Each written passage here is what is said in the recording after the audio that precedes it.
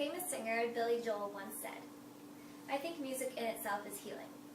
It is an explosive expression of humanity. It is something we are all touched by. No matter what culture, everyone loves music." And Billy Joel was right. Music actually does have the power to heal. In fact, how many of you have ever felt so upset that instead of going to a friend, you went straight to your room and listened to music all day until you felt better? I bet that sounds familiar to a lot of people because a lot of us have given ourselves our own form of music therapy at least once in our lifetime. According to the American Music Therapy Association, people who receive music therapy have shown improvement even in the most uncertain of situations. Music therapy dates way back to the time of the ancient Greeks, as you can see in the top left corner, but it didn't become a popular method of therapy until pretty recently, around the time of World War I and World War II. After the war, musicians would travel all around the country to hospitals where they would visit veterans who were both emotionally and physically traumatized from fighting in the war. Doctors noticed that the veterans who received these visits actually improved a lot faster, and they requested that these visits would continue.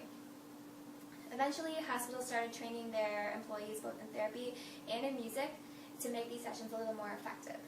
And this led to an increased demand for music therapy programs for colleges all across the country. So we know that music therapy can help veterans who have been emotionally and physically traumatized after fighting in war, but we also know that music therapy also has the ability to help people of all ages and people of all needs. The Wisconsin chapter of music therapy provides a few success stories for us to look into. The first is about an 81-year-old woman who has been battling Alzheimer's for about 10 years now. She recently started music therapy with her son, and the two of them are able to connect, even if just for a little bit, over songs that they grew up singing together.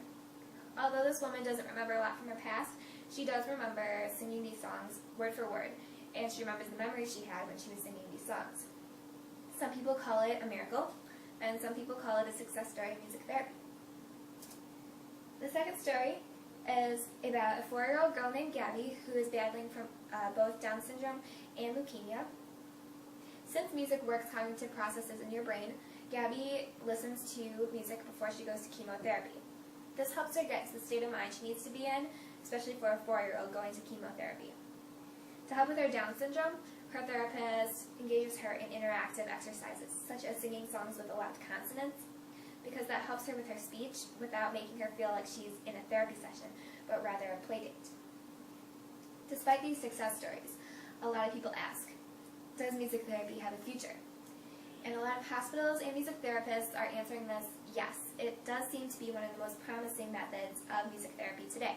In fact, students at the Berklee College of Music have this ongoing program where they're constantly working on developing technology for therapists both now and in the future, since technology is an up-and-coming thing.